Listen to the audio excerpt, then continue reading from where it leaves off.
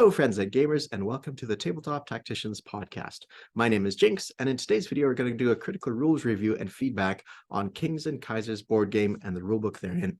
So Kings and Kaisers is a rulebook built upon the bones of Axis and Allies 1914. It's a World War I game, and it builds upon Axis and Allies 1914 and vastly improves upon it. You have a global map, you have technology, you have redone ships, you have combat is somewhat reworked for in regards to aircraft as well. You have Japan is in the picture, China is in the picture as well. You have national objectives and all kinds of other interesting things to draw the person into the game, yet still its ambition is to still be encompassed and completed within a 1 or 2 day structure to try to tidy up that game and finish it off within a certain length of time. So it's not going to be super grandiose where it takes a full month to play the game, but it's something similar to a game where you can speed through it and over the course of a weekend or two to chew through the game and have it completed. So all in all, I'm really pleased with how this game looks.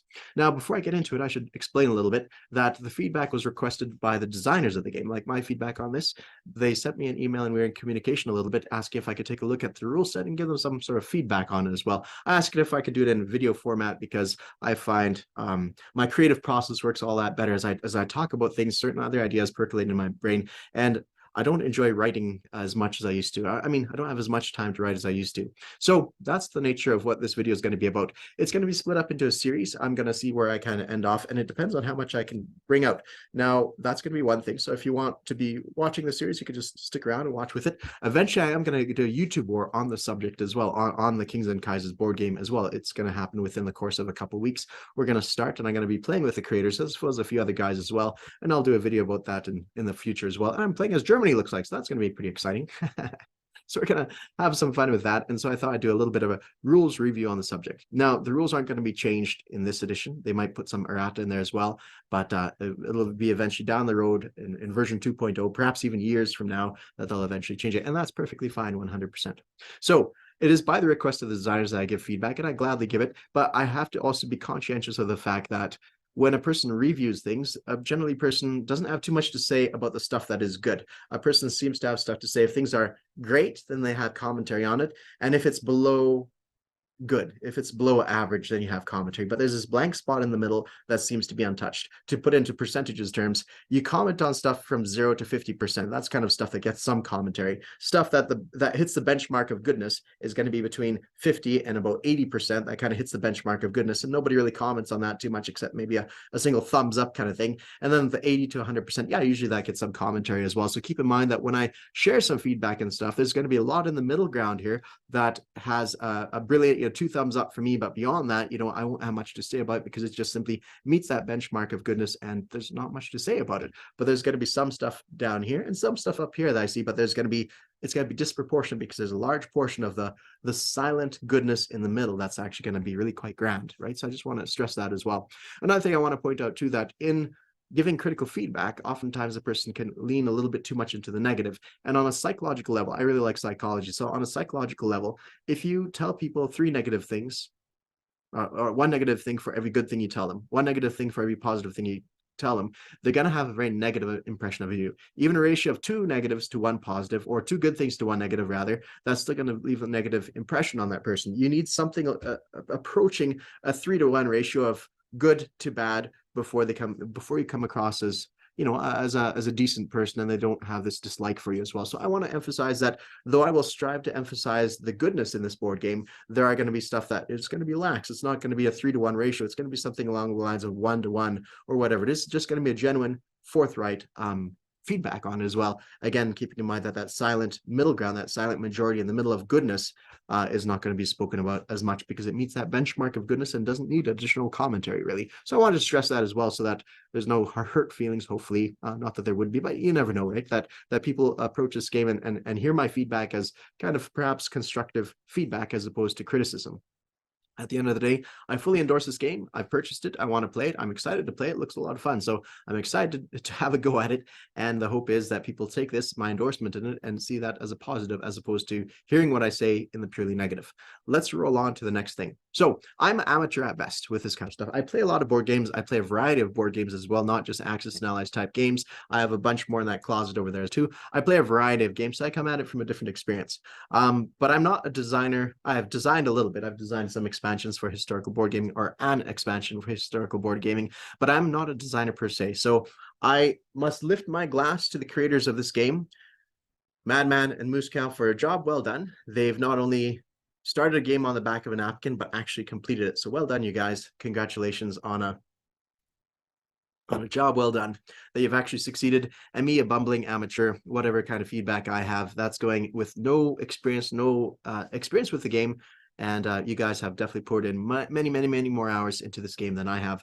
But perhaps my approach at the game with fresh eyes might give you some different way of looking at things. But at the end of the day, I tip my hat to you guys at the acknowledgement that you've created a game from the back of a napkin to completion. And that's something that is a mighty achievement. And one of them that many people don't actually manage to achieve that.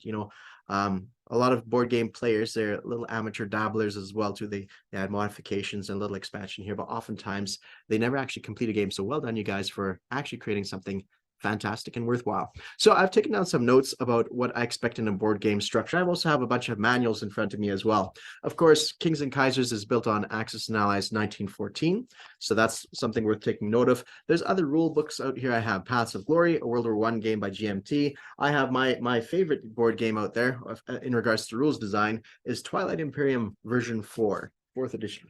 It's great. It actually has 3 rule books. It has a rules reference, a learn to play, and a lore. So that's kind of a unique take at it as well. They're not hesitant to give you, a sizable amount of papers here. And I also have Battle Cry. I've never played this one, but I thought I'd have it as an additional example because, sometimes you need 3s to really, to make it seem like you know what you're doing. If you bring 3 examples, people are like, yeah, this guy's got his stuff figured out. Of course, I guess I have 4. Anyways, moving on from that. So I've written down some notes as to what I expect in a board game design structure. So when I sit down to a board game, ideally somebody sits down at the table first or in the week beforehand and reads the rules. But then when you sit across your companions, your partners, in my case, it's usually my brothers and brothers-in-law. So we sit down and usually it's one person that has familiarity with rules. Now, usually if a person reads through the rule book, you only pick up 60%, 70%, 80%. And so the ideal structure of rulebook is such that you can pick up as much as you can per moment poured into that game. So for instance, in this board game design, it's very dry. As you see here, there's not many graphics. There are some graphics and images, but it is very dry. Lots of just point form kind of stuff, but nicely written in some sense. I kind of like this because it really lists it out like 11.1.6. It addresses that, and later on it might refer to certain passages. It'll say back here, refer to 11.2.10, and you're like, okay, and you know exactly where to find that in the rulebook, and it exactly addresses the issue. So it's well cross-referenced. GMT games, I think they do a great job of this one, but it's very dry. It's very dry with very few imagery. You have your Axis and Allies, which is they use more examples. It's written in such a way that you have some imagery, you have artistic imagery, it's nicely paragraphed and such like that. You have a step-by-step procedure of stuff. So it's less dry than the Paths of Glory and less cross-referenceable, but it's written in such a way that's acceptable, although it has its flaws for sure. All these games have their flaws in their own right. Battle Cry, I'm not too terribly familiar with this, but they add, it's a little bit along the same vein of Axis and Allies 1914. And to add to that, they have your images, you have little example boxes, such as 1914 there does as well. It goes into things in a little bit more detail. But I think the king of all these ones, the rulebook I'm personally attempting to emulate, uses a combination of both procedures.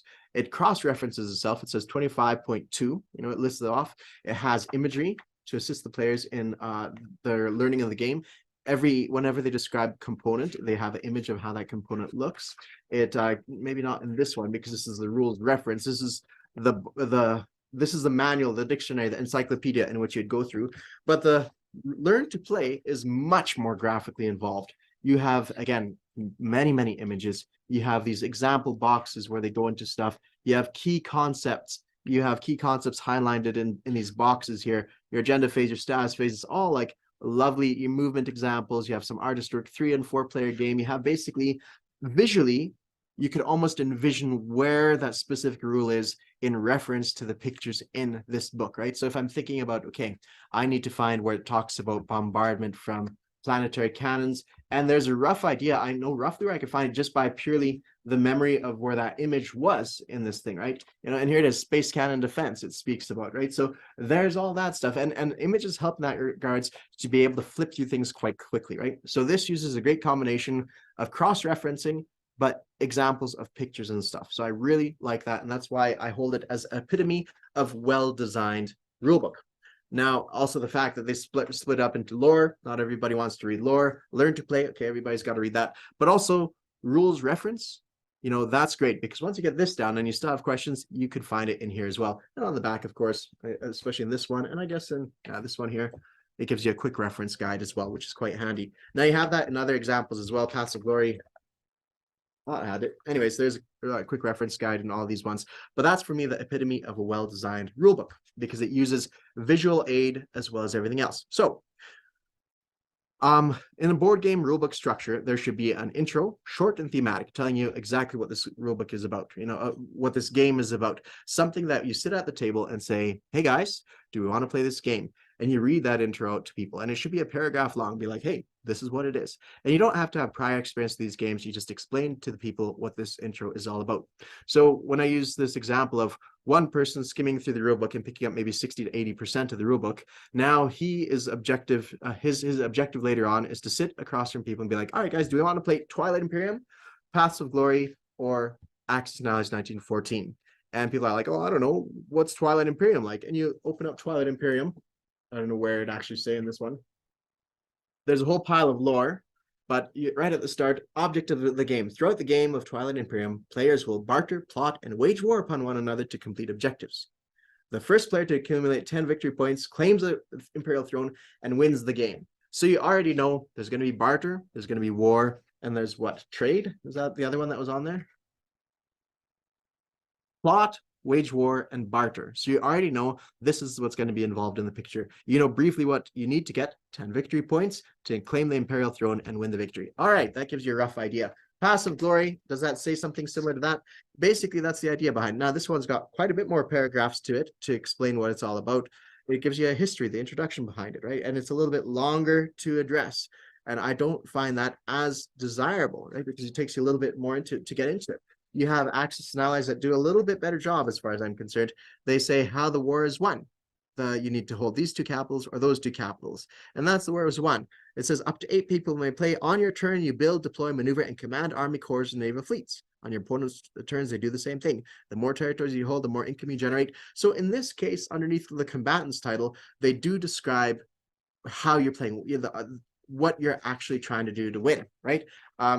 It's explaining who you are, like who are you playing as, Central Powers and the Entente, or in Twilight Imperium playing as different nations, and how do you win? Accumulate 10 victory points, capture 2 capitals of the enemy, right?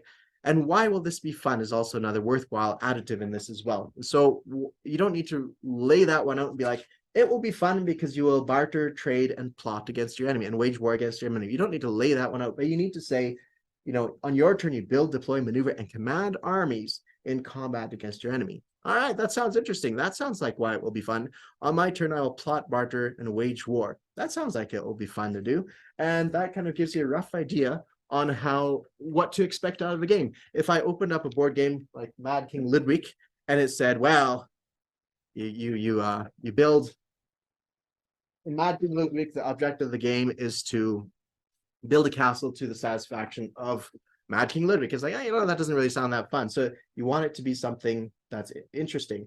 Players take on the role of senators struggling with the 5 issues or catastrophes facing the empire and try to take as much credit as they possibly can.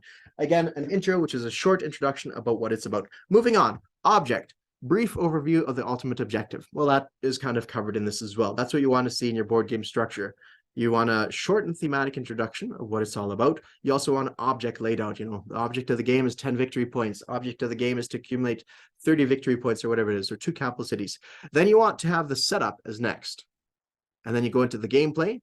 Then the game end, a little bit more in depth about how the end of the game is brought about, a little bit more in depth about victory points as well. And then at the end of the rulebook, an index is quite handy as well. So that's the rough board game structure a person wants to have: the intro, the object, the setup, gameplay, game end, and index. And then in the rulebook, I also quite like examples, images, precision of speech, where it's not ambiguous. And this is always a struggle, right? Because sometimes precision is a little bit difficult to achieve. Efficiency, so I don't have to read a massive rulebook to get my point across, and that's why images and examples are quite useful. And then graphic design is also quite interesting as well, to have nice, where it's interesting to read, where it's not so utterly dry, and I really do like Paths of Glory, but utterly dry, where it's just nothing but words with very little examples given, right? And then symbology is also quite nice. So what I mean by that is symbology in the sense of like certain terminology you would use, action cards, all right, public objectives, so people have an idea what that means. So at the end, those are quite handy to have, where you're not reinventing the wheel but creating the same thing, same concept of how things go. Anyways, moving on from that, so I mentioned before, when you sit down with people, there's usually one guy who's sufficiently competent enough to absorbs the rules 60 to 80%, and now you're tasked with not only giving the intro to everybody, but also being sufficiently competent to teach everybody fairly briefly on how it is. So in some sense, the rule book encompasses the entirety of the game, but it has to be something that you can, in some ways, squeeze down into a nutshell and pass it on to people, right? As the lead guy at the table, knowing how to read the rule book. So it needs to be written in such a way that's comprehensive. They can condense it and pass it on to people, right? That's the objective. So it'll have a few tricks and structures behind that. One of them being a triangular structure within the chapters. One of them would be cross-referenced, well cross-referenced and well titled, well separated into paragraphs, so the pertinent information. Another one would be the triangular structure of paragraphs, where the key bits of information are within the first line or two, and then by the time you get to the end of it, it's essentially not filler necessarily, but filling in the blanks and the details and the questions people have, but the key information is in the top. And that way, people, if they are skimming through the rules, they're picking up the key information at the very start. Like and then later on within that same paragraph, it gets less and less interesting. So gain and redistribute command tokens. Each player gains 2 command tokens. He may redistribute and by moving them between his tactile fleet and the strategy pool. So it's essentially saying you gain them at this point and then you redistribute them later. That wasn't probably the best example. Yeah. Anyways, you get the idea that you have kind of, that's how newspapers are written. The headline, which grabs your attention, the first 2 paragraphs that relay the most information, and then subsequently the rest of it kind of dribbles down into less and less. But for those that are interested, they follow that path all the way to the ending. That's the idea there. I'm already going on quite longer than I wanted to, and I haven't even dived into the game. So I think now is about the time to quickly give a summation of what I just said here. But my idea is that a rulebook should have a certain structure, a predictable structure behind it. It should be structured in a way that you can explain it to other people. There are some games that you're apprenticed into, and there's some games that everybody learns. Most games, it's you're taught verbally. Most games, like if you think about it, most games you're taught not by reading the rule book. Most games you're taught by other people teaching you, unless you're the person reading the rule book and teaching other people, as I find myself to be oftentimes. But oftentimes around the table, there's a person that learns, and then there's the other people that have picked it up from that person that learned it, right? So it needs to be transferable. It's a tradition that's more verbal than it is written. And so rule books need to be written in such a way that they can be verbalized and passed on to other people in a nutshell, and then people can dive in a little bit further after that. All right, so I'm going on to many different tangents here. So it needs to be written in a way that the reader can pick it up and pass it on efficiently to the other people absorbing it. That's my 2 cents on the matter. Let's now that we know the expectations of what I'm looking for in a game, again, let me say I'm not an amateur. I just play a lot of board games. And again, that doesn't mean that I am any authority on the subject. It just means that I have a personal preference, and my preference might line up with other people's, but at the end of the day, it's a preference, and I'm not a developer or anything by that stretch. Let's go into sharing some visuals here. Share screen of Kings and Kaisers over here. My laptop just updated not too terribly long ago, and so it all needs to be shifted around a bit to adjust. All right, so I did an interview not too long ago with the gentleman who created this game, and they're very pleasant chaps. I really enjoyed their company, and like I said, I'm going to be playing a YouTube war with them as well in the near future, so I'm really excited about that as well. So let's dive into the rulebook, and let me share some thoughts on the subject. So page 1, the cover page. The first 5 minutes might be the most impressive of it's like the first 5 minutes are the crucial to catch people's attention, because it's where you give the intro and the objective. And at that point, you want nice cover art. You want everything laid out in such a way that people comprehend what they're getting into before they dive into through half the rules and they realize this is a bit much. I really like the cover art here. The title itself, Kings and Kaisers. That's an interesting title. I like it. I like it a lot. I really like board games, especially bigger complex ones like ANA, Axis and Allies. I like that a lot. And so Kings and Kaisers lives off that same kind of mentality behind it. One of the designers of this game said, Axis and Allies 1914. That's a bit of a strange name, isn't it? Axis didn't exist in 1914. And it's like, yeah, you're absolutely right. So Kings and Kaisers actually works really, really well. I really like the fact that they call this the training manual. That's super cool. I really like all the things around it. The Austrian king, coincidentally, was called King and Kaiser because he is king of king of Hungary and Kaiser of the rest of Germany, of rest of Austro-Hungarian Empire or Austrian Empire. So that's kind of neat. So it does cross into many different things. You had kings and tsars, and you had, of course, presidents and such, Kaisers, and so this actually works out. A lovely title. I really like it. The cover art I really like as well because it really embodies some of that grunge that we see from World War One. Now, one thing I will say is in World War One, Axis and Allies 1914, you see a lot more color in the artwork and the cover art. And this is because you're talking about a war where at the start of it, people running around in pickle hobs. They thought the esprit de corps was going to win the fight. At least the French did initially, and thought, we're going to charge into combat. It's not at what kind of weapons we have, but it's the spirit in which we conduct the war. And they suffered massive casualties. But you had flags, you had all kinds of glitz and glamour and lots of flavor stuff, like bedazzled amount of commanders and generals and such. Later on, it became more grunge as people settled into this atrocious World War One trench warfare, kind of a hellscape essentially of mud and just dismal all around. So Axis and Allies 1914 takes the cover art from the more earlier side of the war, and this game takes Kings and Kaisers takes a little bit later, that dismal kind of brushed steel, that iron, that the iron of war essentially look behind it. And so that's a different aesthetic. Now, I personally like the Axis and Allies colors a bit more. I think it pops a bit more, and partially because I do a little bit of close-up photography of my board, and I like the extra pop that the map has. But I get the idea behind having the brushed steel version over here.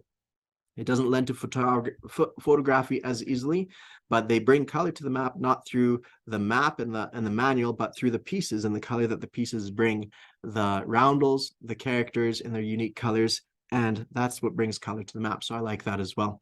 Let's dive into this thing specifically. So once again, I said that I do like the fact that they call it a training manual. I think that's really cool. I need to shift things a little bit. Training manual, I think that's a lot of fun. I mean, maybe I'd put officer's training manual, but training manual is perfectly fine, and I really like that. Kings and Kaisers, it's a great name. The cover art here, the imagery here, it looks really good as well. It looks like, yeah, it looks like, I don't know who these would be if they'd be British. It looks like some British characters running across the map there through no man's land. It looks quite lovely. I think they did a great job of it.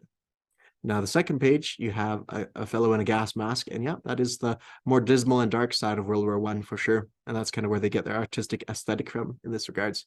Introduction. Now, once again, for me, the intro should be short and thematic, that I could sit down at a table with a few board games in front of me and says, do you want to play this one, or this one, or this one? And my brothers and brothers-in-law will be like, okay, tell me what they all are. And so it's nice if I don't have to imagine something to tell people, and I can simply go off of what I see here. So in this, they say it's a tabletop war game that takes place at the start of the Great War. The center powers are these ones. The Allied are these ones. Austria-Hungary ignites the European powder keg and goes to war against Serbia. Starts a chain reaction, bringing the entire world into conflict directly or indirectly. All right, so it gives you kind of a thematic introduction. Kings and Kaisers is designed to be a war game which does not go on forever, and results in a clear victory by combination of victory conditions obtained with a set amount of rounds. Now, this would be my first criticism. You are using the second paragraph, but first line to relay the key point of information on this paragraph is the game does not go on forever. And people are like, all right, I have no experience with Axis and Allies, or perhaps they do. They're like, all right, I mean, most games don't go on forever. It doesn't really relay much information to people, right? It says it'll be within a set amount of rounds. All right, that's usually there's something that occurs, some sort of mechanic, but why does this matter? And I think it matters most to people who play Axis and Allies type games. I think they should use the opportunity of the intro to relay other information that's a bit more crucial. Say what shows up a little bit later on here. Armies battle for key geography, cities, and fulfill national objectives unique to their empires. Something like that. That should be the next key thing. And unique to their empires, attempting to achieve 30 different victory points and have the most at the end of the conflict. Something like that. They should restructure this paragraph in such a way to relay the most key information at the start, which is it's a game that a 10-round game where standing armies battle for key geography, navies fight in the waters, submarine conflict goes on, all this other stuff going on to really explain thematically what it's about. But instead, they use the key bit of information there, a game that doesn't go on forever. So that's my criticism there. I don't think the highlight should be there. They also describe how many players could be part of this. Now, I think that could be in a separate paragraph. Up to 8 people can participate, right? And they lay that one out. And even if they wanted to be like, it can go up to 12 rounds, if it's optional to people if they want to go up to 12 rounds, something like that, put it down there a little bit, separate into paragraphs, and so you have it thematic. The first paragraph in this intro is talking about what the war is, or the theme of the war, which is in World War I. The second paragraph should be more, what is the player actually doing in the game? So you're going theme in the first paragraph. Second paragraph is, what are you, the player, going to do in this war to conduct the fight? Is it going to be diplomacy? Is it going to be a trade war? Are you playing perhaps as a secret service in, or not secret service, but the people breaking the codes in, in Britain? You want to lay out what the intro is, what the game is all about. And so I think that should be the only thing in the second paragraph. Theme, continue on, not with the theme, but what the player is actually doing in this game, right? And then lastly, the third paragraph would be something about up to 8 people can participate. There's 30 victory points.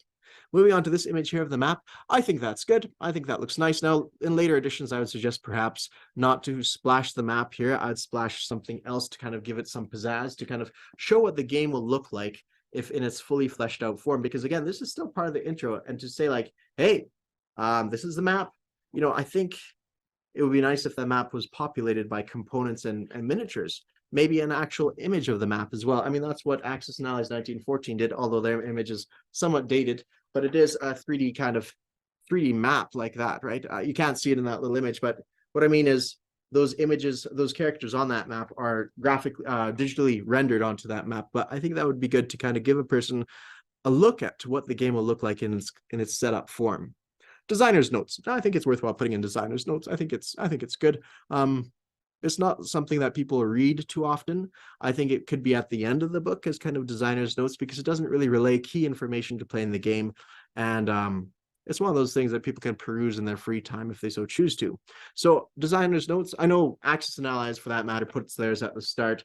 Twilight Imperium, I do believe they don't even have designer's notes anywhere here. So, everybody does things a little bit different, but my suggestion would be putting it at the end. There's not too much to comment on this. They acknowledge different people who have influenced them in this game. Cobra War Gaming. We have the Bloodbath rule set by Sire Blood. Lion in the Trenches created the first 1914 Global. So things going on like that. So it's quite good. He kind of gives a reason for why they created it. And yeah, it's a good read.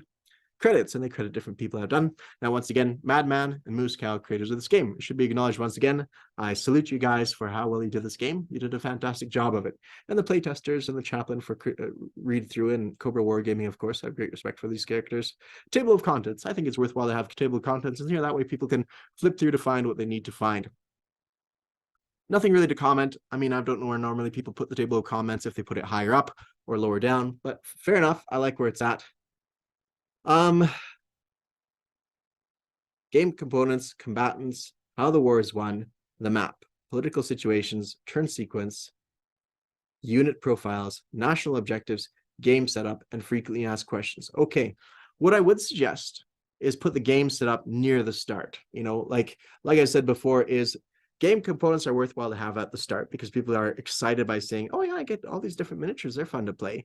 And then they see the combatants and be like, oh, this is fun. These are the combatants that are involved. So I want to play the Austrians or the French or whatever. And that's pretty cool. How the war is won, perhaps that could be shifted upwards so that people can see like, this is how you win the fight. And people have this idea, or maybe not. Maybe that's a good place for it.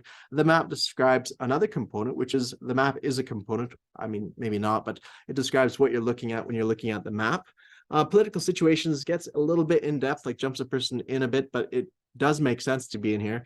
But my suggestion would be that after how the war is won, that's when you put the setup. Because as far as I'm concerned, if I sit across the table with my brothers and friends and say, do we want to play this one, and we settle on Kings and Kaisers, then we quickly go over components, we quickly go over the combatants, choose who plays what, we describe how the war is won, and then we might unroll the map, but maybe not. At this point, you say, all right, guys, let's go over the setup. In the meantime, while you read the setup, I'm going to read the rest of the rules. You know, you guys set up, this is how you'll set up. You put this, you put this, you put this. I'm going to quickly skim through the rest of the rules, refresh my memory. And so that way it kind of gels well with other people playing. The fact that setup is way down here at the end of the thing is a little bit too far for my taste. And this is just my impression. I like having it near the start, and I think it should be near the start. Now, this is not just my opinion. I've done some research in this. I research board games as a hobby, right? And so there's a few people. There's Kogita Games that speaks about how to design a rule set. There's other people. I think it's Shut Up and Sit Down is another YouTube channel that does board game reviews. They talk about game design as well. They all say it's worthwhile putting in at the start. It's all, you know, it is very well worthwhile. And even in the Learn to Play in Twilight Imperium, as well as in this one here in Paths of Glory, all the setup is fairly well at the start. First time game setup is literally like after you go over components, first time setup is right there. And that gives the people a chance to kind of start setting up the map. And of course, this is where a graphical image is really quite handy to have, where you really describe what those components are, where you put them. And in this one, they really list it all out. Determine the speaker, assign factions, gather faction-specific components, choose your color, gather starting planet cards, create game board, etc. And it lays it out in a very nice, tidy way. And I really like that setup for it. Let's move on. Then it goes to describing the map. I think the map could come after the setup, personally, but none to worry. Political situations. Yeah, I suppose so. Some of these are kind of advanced concepts, like political situations, like the Russian Revolution, you don't see till the end of the war. China's National Protection War, you don't see a little bit later anyways, till turn 3. So there's an argument to be had to save that for later on. Maybe even just say political situations arise on these turns, right? You know, you need to know about it by these turns or something along those lines, but maybe not, because some of it's fairly brief. So for the major powers, much of it is just like, you know, France can declare war on Germany, or Germany declare war on France. Austria can declare war on France. It really lists over fairly basic stuff. So it's not a huge harm to have it over here. Moving on from that, turn sequence, yes, very worthwhile doing. There's a lot of information. This is the biggest series of stuff, you know, 14 to 27. And unit profiles, yep, national objectives is good. Game setup and frequently asked questions. Now, the only other thing I would say is national objectives, I feel, should be higher up in this. It should be pretty well near the start, because that way, not only are people choosing what nation to play, but they also realize that the national objectives, there's certain benefits and bonuses you get from playing certain nations. For instance, if you're playing as Austria and you have control of something like 3 of these following territories, Poland, Romania, and maybe it was Ukraine, I can't remember, maybe one of the following 3 territories, I can't remember exactly. It'd be nice to have that near at the start. So as you're choosing which nation to play, you are also aware of what it involves or what benefits you can have for playing one nation over another. And then frequently asked questions here are at the end. Great place for it. I think it's worthwhile doing. Although perhaps if I was, you know, I think the frequently asked questions could be later additions reincorporated into the rules in the specific parts where the questions are asked, maybe in a little box. That's what they do in regards to the Axis and Allies 1914. They don't label it as such, as like ask questions, but there's times where it's like, let's see. Yeah, where they describe like multinational forces attacking, defending, transporting, capturing and liberating capitals. This kind of fills in that information as well. So anyways, moving on from this, I think we've covered page 2 now. Let's go on to the next page. This manual might be a little out of date. Game components. I think this is crucial to have near the start of the game because it gets people excited to see the pieces. This is a chance for you to really show off as much as possible what this game is about. You know, yes, you have the box, and yes, you can start unpacking the box and show people those components. But I think for me, when I sit down and go to Board Game Cafe, I open a box, I look at the components like this, and I get excited about it. It's like, all right, you know, that's kind of cool. A single sheet like this tells all the pieces, right? It's really cool what it all has. Now, in this one, they don't go into big description of what it's all about, but you can kind of look over this and be like, all right, they have victory point tracker, objective cards, action cards, agenda cards, promissory notes, unit upgrade cards, command sheets, faction sheets, system tiles. It lists everything that you have there, and you have the key concepts units, what the units look like. I think this is the opportunity players should have to be really kind of showcase and show off a lot of the pieces that they have available, right? That's what I would say. It goes over the pieces here. The words on this, so this is just so far just a feedback on the actual page and the layout of stuff. Now to go more specific in the feedback of the what's written here, everything is relatively good. I have nothing really to say about it. All players will need is infantry, artillery, cavalry, fighters, tanks, and all units in order to play the base game of Kings and Kaisers. So I feel like that's more of the key information. It should be a little higher up, perhaps. I think it should also be noted somewhere in here that because I bet you one of the questions people ask is like, what do I need to play this game? Well, you need the map and you need these units here. And most of these units you can get from the Axis and Allies base game, Axis and Allies 1914 game, right? So that's one of the things I would say. Anyways, let's move on from that point. Plastic chips. They have three basic colors: red, allied powers get blue, and gray for minor neutral powers. I don't know about you guys, but I never got any gray pieces from my Axis and Allies 1914. I wonder where they grabbed theirs, or if that's just a colorized image. Yeah, anyways, just interesting. One thing that did trip me up when I read this is light colored chips, whether red, blue, or gray. They had a dash right after weather, and so I thought it was actual weather. But they were saying whether they are red, blue, or gray represent one combat unit each. And now that's, I hate to say this because I'm such a poor grammatist. You know, I'm so bad with punctuation and laying things out in written form. My wife continuously corrects my written word. But I find this manual might need a rework on not spell checking, but on punctuation and all the like, because there's some odd punctuation places. Some run-on sentences occur. There's some places that need to be separated into separate paragraphs to relay that information better.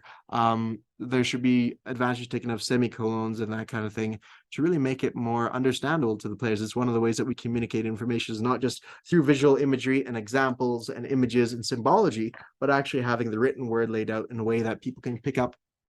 And some of that's about dashes, punctuation periods, you know, and all this other kind of stuff that goes on as well. Moving on from that, then you have your national control markers, your roundels. So that looks good. Nothing much to say about that. Yep, looks good. National production chart. Now, this is not just a national production chart. This is also a victory points tracker of minor cities. Basically, this is a general tracker. That's what Passive Glory refers to their tracker in their game, is essentially general tracker, and it tracks a lot of different things. Or maybe not Paths Glory, maybe it was Fatal Alliances. They have a general tracker that tracks a lot of different things. Anyways, moving on from that, I think that's all fairly well good. Nothing really too much to comment on that. Yeah, nothing much to comment on that. Industrial production credits, IPCs. Yep, they list off how a person counts all this stuff off. Battle board and dice. Looks good. You know, looks good at keeping with the general aesthetic of the game and the gray tones and that, like, so that looks good. Again, the game will be populated and colorized by the game will be populated and colorized by all the miniatures and the roundels on the board, as opposed to the map itself popping up. And the argument for that is justified as well, is because, you know, once you have the Germans capture a French territory or a Russian territory, now you have black units on top of a purple territory, or whatever it is, a maroon territory. And so it's nicer if you have everything a solid gray, and then it's the roundel that makes everything pop. So I kind of get that. It's one of those things that I'm excited to see how it looks in the physical form. This battle board has a few different colors on it. It has blues, whites, and reds. Now the reds, I could determine they're just damaged. The blues aren't as clear exactly what it is, but I suspect it's 2 hit points. But again, it's not absolutely clear from this image. It's laid out later on. Now, when I read rule books, and also when I'm reviewing rule books, I like to read them in a linear format where I'm progressing through the rule book this way. And at no point do I come across information, you know, in the 3/4 mark of the game that radically changes what I got back here. If I'm reading through the rule book, I don't like my preconceived notions to be changed on how it is. I want to kind of learn it linearly, as opposed to learn it in a loop, right? Where this changes what happened way back here and that thing. But this is not one of those circumstances. It's just generally me not knowing. Let's move on from that point and go on to the rest of it. Optional components, field technology markers, national objective cards, game theme plastic chips and IPC pieces, technology tokens, and expanded game units. See pages 30 to 31, and hit dice. So that's kind of cool. Combatants. Combatants. Okay, keep in mind that the way I see the rule books, they need to be written in a pyramidal structure with a key information at the top and progressively less information is, the more detail, the blanks are filled out in your questions, but the key information at top. So up to 8 people can play Kings and Kaisers. 1 or more players take the side of the Central Powers. 1 or more play the Allies. Now, historically, they're called the Entente Cordiale, but I'm not going to quibble. The British is considered to include all the Commonwealth units that participate in the game. On your turn, you build, deploy, maneuver, and command army corps and naval fleets. On your opponent's turn, they'll bring their forces against you. It doesn't actually say you go to war or you fight enemies. They just say they bring them against you. Anyways, that's kind of interesting. The more income you generate, the more units you can mobilize and more powerful you become. If fewer people play, some will control more than 1 power. If a player controls more than 1 power, the powers must all be on the same side. If there are less than 8, split control of the powers between them. Now, my suggestion is to split it 4 people if possible. So here you have a list of the Central Powers and the Allied powers. Now, the reason I've marked this one with arrows in there is because the order of play is actually different. If you look at this chart, you'd kind of think, oh, it goes Austria first, Germany next, Ottoman next, Soviets and Republicans, and somehow maybe it's Austria, Russia, Germany, France, Ottoman, British, Soviet, Italy, China, Japan, USA, and China. Like, you don't exactly know. That's not what this is trying to convey. It's trying to convey these are the Central Powers and these are the Allied. Now, what I would do is take advantage of this layout and be like, all right, this is number 1, this is number 2, 3, 4, 5, 6, 7, 8, or something along those lines laid out, and even maybe stagger them. Say, even if a person was to draw like a line there in between, in that line that you have here, just put a little dot right here lining up to the Austrians or whatever. Perhaps that's a dumb suggestion, but anyways, just to make it that visually, if a person's flipping through the rule book quickly and they come across that image, oh yeah, okay, this is what it is. And then if they looked in the next paragraph below, they would see it's actually different, right? So those two don't line up with what we have here. But this is going away from what we're actually trying to describe, which is who plays what. Now, in my opinion, and this is, again, not from a gameplay perspective, I've never played this game before, but my opinion, it should be, I think many people are wedded to the idea that, I think perhaps this game might be wedded to the idea that Austria-Hungary should go first. And maybe it should. I'm not opposed to that.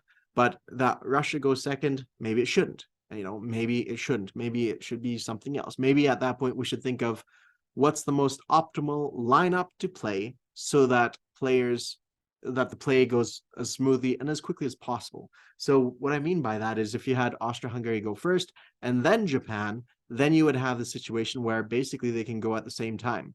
If you have Germany, before Germany goes, perhaps Italy goes.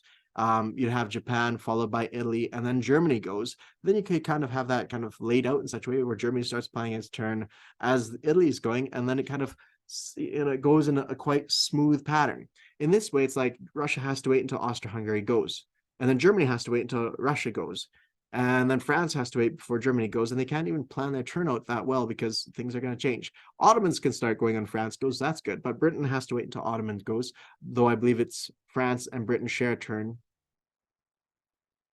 Yeah, France and Britain share a turn, and then the Ottomans show up. So the Ottomans can't even do their turn until the Japanese are doing their turn, and then the Italians can go ahead and the Americans can go ahead. So the rest of this actually works out quite well. But this order of play is structured essentially to how the war broke out and who went first to war. So I get that. And so that's why my criticism here might not necessarily be valid. But I like the concept of staggering it in such a way because it only really matters on the first round. After the first round, it doesn't matter too much. And a person can make the argument and say, you know what? The Austrians so bumbled their initial movements towards attacking. I love World War I history, attacking Serbia. That really, what actually happened is they declared war, but the trains are still en route. They barely arrived in Serbia, and they turned around and headed north towards Galicia because the Russians were attacking them.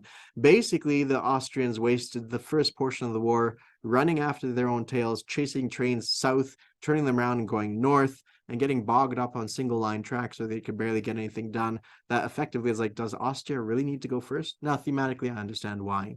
Then the cases for Russia is like, okay, should Russia go second? Because they're still mobilizing largely, and the Germans are, I would say, a little bit more prepared for that. The part of the reason that they decided when to go to war, first go against France first, is because they thought they'd have time before Russia mobilized. So if Germany goes before Russia, I mean, that makes sense because then they could go chase after France as quick as possible and France would go next or something like that, some sort of structure to lay it out in such a way that that's most optimal, not for the first round and not for thematic purposes, but for all rounds after that, where the previous player, well, players subsequent are free to plan their turn because the previous one doesn't impede them, if you know what I mean. So this is just a wild suggestion, absolutely wild suggestion. But if, for instance, we said something bizarre like Austria goes first, if they must go first. In fact, I'd say Germany should just go first. I can't see why not. I'd say Germany goes first and then go from there. That's a cop-out, but I don't need to analyze things right now. All right. Anyways, I'd use the opportunity of this graphical image to already relay some information, not only how I would split up the players if players are going to go. So my suggestion would be, if you had a 6-person game, I would suggest Russia and United States play together, because as Russia's star is in descendant as they collapse into the Russian Civil War, then the United States is ascendant as they join the fight, right? So I would say that should be played by one person. Then you have France and Britain. I think France should play the same nation as Italy. That kind of makes sense to me because, hey, they're kind of adjacent neighbors to each other. They had some influence back and forth. If I remember my history correctly, so even the French helped shore up the Italians in northern Italy with forces there. So, hey, that kind of works together. And also the French were present in the Mediterranean, and the Italians were present in the Mediterranean as well, like their fleets, I mean, so they kind of cooperate a bit. Of course, the British had their fleets everywhere, but it kind of makes sense to tie those two up together. And then you have the British. I think the British and the Japanese should be played by the same nation, same player, because because they had a treaty, a age-old treaty going on there, and they also were kind of global in that sense. So I think that would make sense. And then again, the USA is played by Russia. Empire of China, I'm not sure exactly who it should be played by. Perhaps France, because that gives France something to look to on a global level. So you have Russia and United States, so they're kind of global. You have France, Italy, and China on a global level. And then you have Empire of Japan and British on a global level. So that kind of works out nicely. On the Central Powers side, I would say that Germany is by itself, Austria by itself, and the Ottomans play China as well. I think that makes sense. The Republic of China and the Ottoman Empire. I think that makes sense. As for the Soviets and who should play them, that's a tough one. I really don't know. I really don't know in that circumstance. Maybe there's an argument to be had for the Ottomans playing them because, again, if a person follows a historical pathway, the Ottomans would suffer the most. And they're also the smallest nation. And so the Soviets rising up and being played by the Ottomans, that kind of makes sense. Although something inside me says, you know what, that doesn't work out because they used to be at war in the Crimean War in 1952 or whatever it was, 48, whatever it was, no, 57, whatever it was. There was a Crimean fight in 1854, whatever it was. And so they would be at war between the Russians and the Ottomans, but that was a long time ago. So perhaps that would be the best course of action, those last three to be played together. Moving on from that, order of play. We've kind of gone over some thoughts on that subject of who should go first. I think there might be better ways to do this. One of the suggestions would be something like Germany, USA, because then they don't associate very much with each other. China, Russia,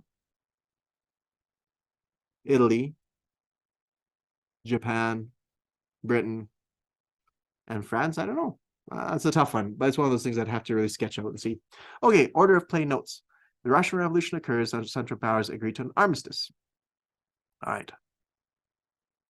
So there's basically the Russians split into two turns. There is the white and then the Soviet side, or the white side and the Soviet side.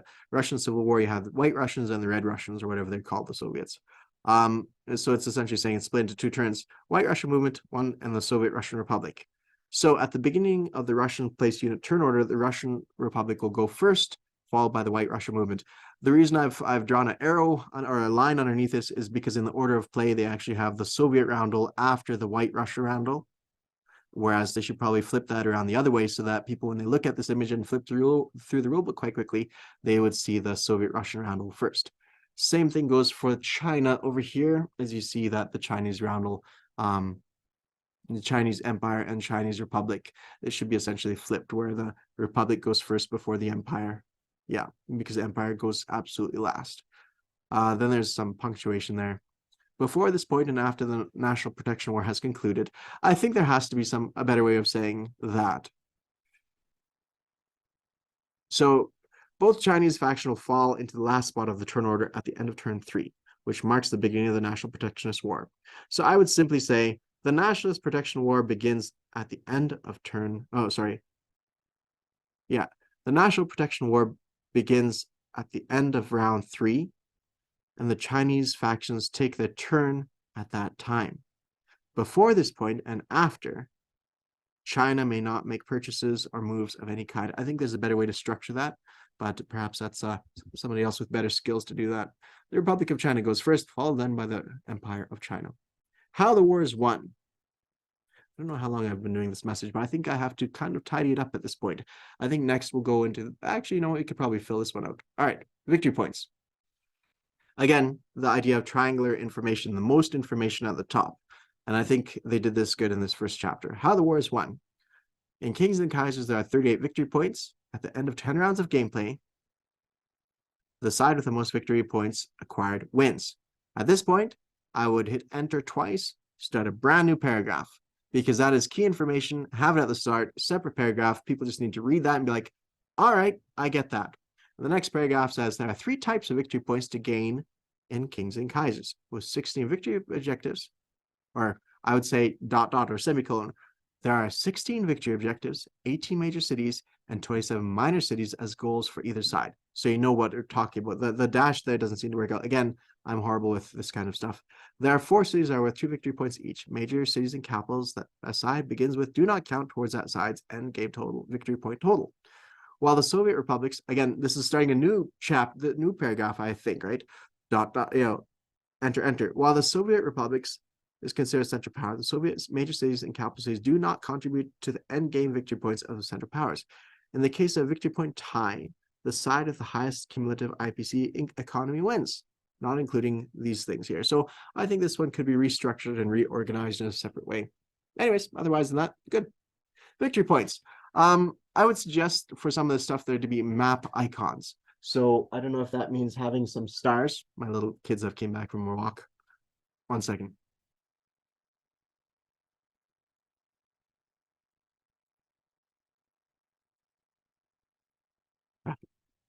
All right, so in the Western Front, most territorial control of the following territories: Belgium, Rhine Province, Alsace, Lorraine, Burgundy, and Picardy. Now, how many is that? 1, 2, 3, 4, 5, 6. 6. So what I would say, most control of the following 6 territories, so that people don't have to count it like I just did. Not only that, there should be icons printed on the map, like a little star or something like that. 1 second. Okay, so most territory control of the following 6 territories, so you don't have to count them out each time.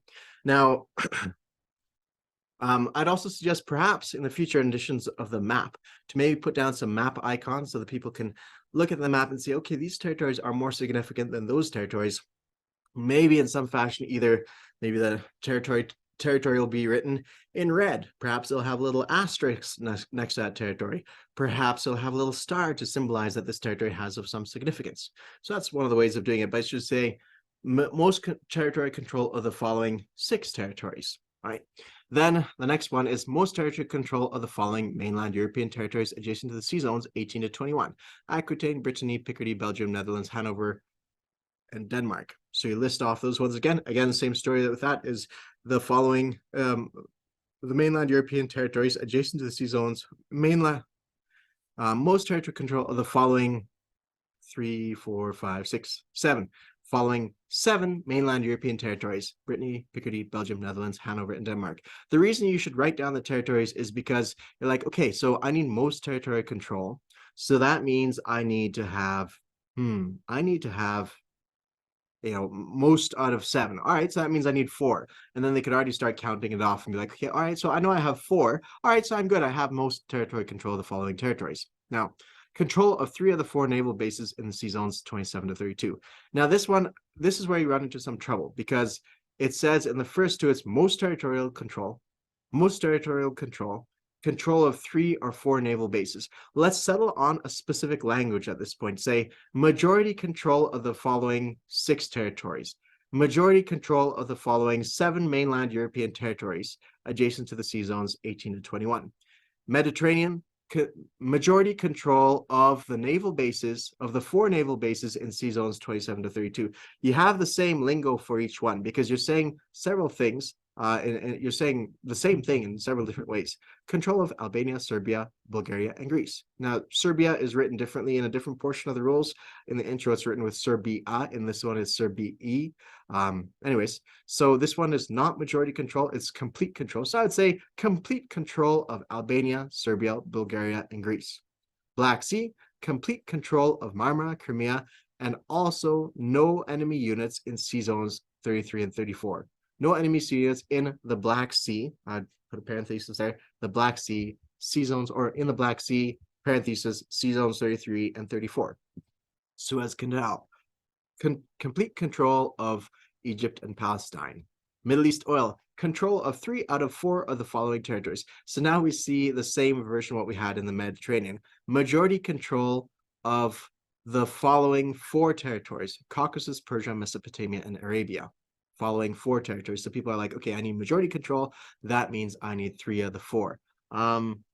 Yeah, I think that makes sense. Now, I just had a thought there. Perhaps the reason that they changed up the wording is because they're like, all right. So that means what happens if a neutral nation controls Persia, and I control Mesopotamia and Arabia, and then the Caucasus are controlled by the Entente. So does that mean since I control 2 and my opponent controls 1, and the neutrals control another, does that mean I still have majority control because I control more than my opponent? But, it does ask that question, but I still think it should be like majority control or majority complete control of these following territories or something along those lines. In Africa, we have control of the most African territories. Now, this again, we have a third version of the same thing. Majority control of the African territories that were originally controlled by the opponent, perhaps, right? Control the most African territories that were originally British, French, German, or Ottoman aligned. So control, there should be a better way. Majority control of the 4, list them all off. 8 African territories that were originally British, French, German, or Ottoman aligned. Now, a person might say, okay, does that mean, now I might just be reading too much into this, but does that mean that were originally German aligned, French aligned, Ottoman aligned, and British aligned? Because the fact that it says Ottoman aligned might ask that question. Or does that mean originally British, French, German, and also Ottoman aligned, right? Is that aligned kind of something that's associated with the previous ones or not? So perhaps that could be written off in a slightly different way, that were originally British, French, German, and also Ottoman aligned, or something like that, to signify that the aligned part is not German aligned, right? Because that could be one of the ways of reading this. And that's the thing, is like, though I may not read it this way, I'm proposing alternate ways of reading it so that as to minimize future discourse and discussion if a person says things clearly. Pacific colonies, Allied control of all, or complete control for the Allies. Allied control or Allied complete control of all German territories in sea zones 47 and 75. So of all 6 German territories in sea zones 47 and 35, and Trinidad. The spelling on that one has a silent E. I'm not sure if that's supposed to be that way or not.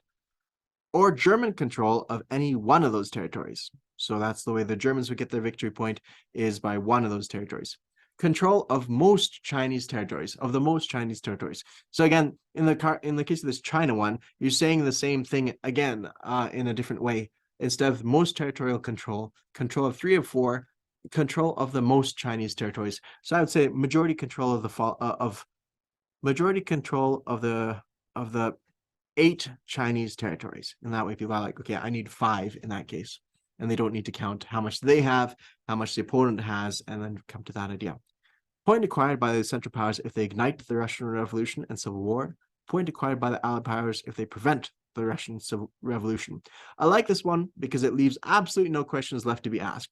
Point acquired by the Allied Powers if they prevent the Russian Revolution. Now, the only question I would have is point acquired by the Central Powers if they ignite the Russian Revolution and the Civil War, or is the Russian Revolution and the Civil War the same thing? Now, of course, I believe it's the same thing, but then why is it written differently for the Allies? One of those kind of odd occurrences. I kind of wonder if it is the way they should write the Pacific colonies. Point acquired by the Central Powers if Germany controls one of any one of these territories. Point acquired by the Allied territories if they control all of these 6 following territories. Perhaps that should be written in that way, because I really like the way it's very clearly written out. Fate of Russia, control of the most. Again, majority control of the of the 16 Russian territories during the Russian Civil War by an aligned Russian faction, or something like that. Majority control of the most. Majority control of the Russian territories by an aligned Russian faction. Something like that. I think that one could be reworded slightly. Empire. Point acquired by the Russian powers if Germany, by Central Powers, if Germany and Austria-Hungary have a combined income of 85 IPCs on the income tracker. Point acquired by the Allied powers if the British Empire and the French Republic have a combined income of 85 IPCs on the income tracker. I like that. The only thing is I would separate into a separate line the bit about the Allied powers. So other than that, well done, well written. As you see, this style of things of point acquired, I like that. It's very clear. 3 minor cities, control of at least 3 minor cities that were not originally controlled. Control of at least 5 minor cities that were not originally controlled, and control of at least 7 minor cities that were not originally controlled. Now, this one asks the question, is it because the same 3 minor cities that I acquired for 1 victory point be involved in the same 5 minor cities or not? You know what I mean? Do you need to have 8 minor cities to get the first 2, the 3 minor cities and the 5 minor cities, or do you only need 5? And then if you have 5 minor cities, you get 2 victory points. You know what I'm trying to say? Is the one nested inside of the other, or are they separate? Is like the victory cities that you counted to acquire the 7 minor cities, you cannot recount again to acquire the 3 minor cities. Or is it something that you just stage it up? You would get, if you have 7 minor cities, you have 3 victory points. If you have 5, you have 2. And if you have 1, you have 1. If you have 3, you have 1. Or is it you need 8 to have 2, and you need 15 to have 3? You know, it's one of those things I'm not exactly sure how it's supposed to be laid out.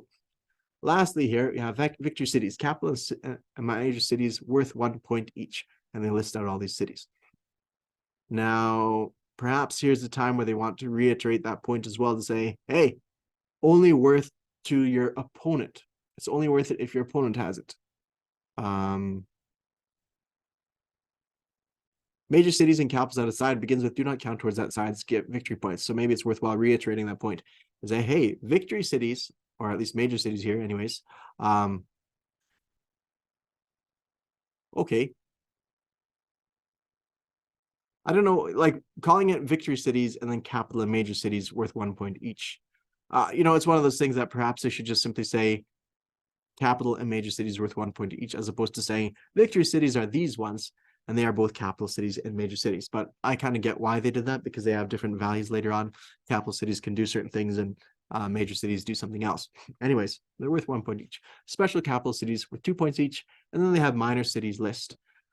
Yeah, this is a list of how many minor cities there are on the map. I think it's all good. One of the comments I would have here is Budapest should be as a major city, just because the Austro-Hungarian Empire was an Austrian empire and a Hungarian kingdom underneath the throne of the Austrian emperor. So it should be a manufacturing center all on its own, as far as I'm concerned. I think it should be included in that title. I think it's well worth it. You know, the Hungarian portion actually administered, my family comes from Bohemia, but oddly enough, the Hungarian portion of the Austro-Hungarian, because they had 2 parliaments. They had the Viennese parliament, or the Austrian parliament, and they had the Hungarian parliament. And both of them actually administered different portions of the empire. So the Hungarian portion of the parliament, or Hungarian portion of the empire, administered Slovakia, it administered Galicia, and like the Romanian territories on that side. And the Austrian portion administered Bohemia, or Czech Republic, or Czechoslovakia, or Czechia as it's now, right? So my family comes from Czechia, or Czech Republic, or Czechoslovakia. And it's interesting that 1/2 of the country was administered from Vienna, 1/2 of the country was administered from Budapest, and they had 2 separate rules of law. And it was actually the Slovakians had it much harder because of Hungarian laws and oppression that they had from the empire. Not that I'm going to say they were oppressed, but you know, the administration by the Hungarians was much more strict and difficult The yoke was hard to bear for the Slovakians relative to the Bohemians. The Bohemians had it relatively easier underneath the Austrian rule. Anyways, all this to emphasize the point that it was two separate entities, essentially two parliaments. And you could even see that within their roundels as well in the Axis and Allies game. You could barely see it there in the image, but you see two crowns, two flags. You see two shields there combined to form the Austro-Hungarian Empire. And by that right, I would say it's a sufficient cause for Budapest to be a major city as opposed to a minor city. That's just my 2 cents on the matter. Yeah, I think that's about it. So that was some questions about that. I'm thinking that each of these other ones, Western Front, Favorable Trade, Mediterranean, they each are 1 victory point each, I would say. And it's only these ones down here that are worth 2 victory points each. Anyways, that ties us up with page number 5. And now we go on to the next page, which is page 5, page 6, and talks about the map. So we'll deal with that on the next video. I hope this hasn't been too terribly dry, and it has been somewhat informative. Once again, I want to stress that this is just my opinions on stuff, and sometimes I'm interpreting certain rules and taking it to an extreme, because I know there might be some people that might interpret it that way, though the most common will be in the middle ground. And that's one of the things too, is like, do you want to have your rule set approach the least common denominator, or do you want it to be kind of on a bell curve that you kind of hit roughly in the spectrum, and the people on the sides is like, oh, too bad for you guys. It's going to be the people in the middle that are most benefited from this, right? Some people overanalyze too much. Some people don't even get it, even if you explain it really dumbed down. So it's going to appeal to the middle ground there as well. So some of the stuff I'm interpreting might be on this side or too much on this side, but it's one of those things. I'm just trying to approach it from all angles to give a thorough review. Overall, I'm really happy with how things are so far. I do think perhaps it could be condensed. I think they could add some, not condensed strictly speaking, but they could add some key concept features in here too, right? Where you say, hey, just a key concept, just so you know that these are some of the key features behind this that you need to be aware of. Key concept, order of play, perhaps, or maybe that's not a key concept, but key concept here is, you know, la da da da da, and you kind of explain it out for people. Perhaps they should have an illustration of how you divvy up who plays what if you had 6 people, who plays what if you had 8 people. Perhaps the turn order should be redone a little bit. I like everything I read up here. I think everything is quite grand. We really didn't get that far, guys. 5 pages, and some of them was just cover art, but there's a little bit of groundwork to lay down, at least initially, to explain some stuff, my approach to it, as well as what I expect in a rule book, and as well as also to pay respects to the guys that actually did a great job of designing this thing, and to really let them know that this is just simply a matter of my personal opinion, and it might not be worth anything at all at the end of the day. Okay, guys, thanks all for watching. I will see you on the next one when we tackle the map, and hopefully we get a little bit further through the rulebook. There's something like 40 pages, so I hope it doesn't take me eight videos to get through this. Hopefully it doesn't take that long. Talk to y'all later. Cheers.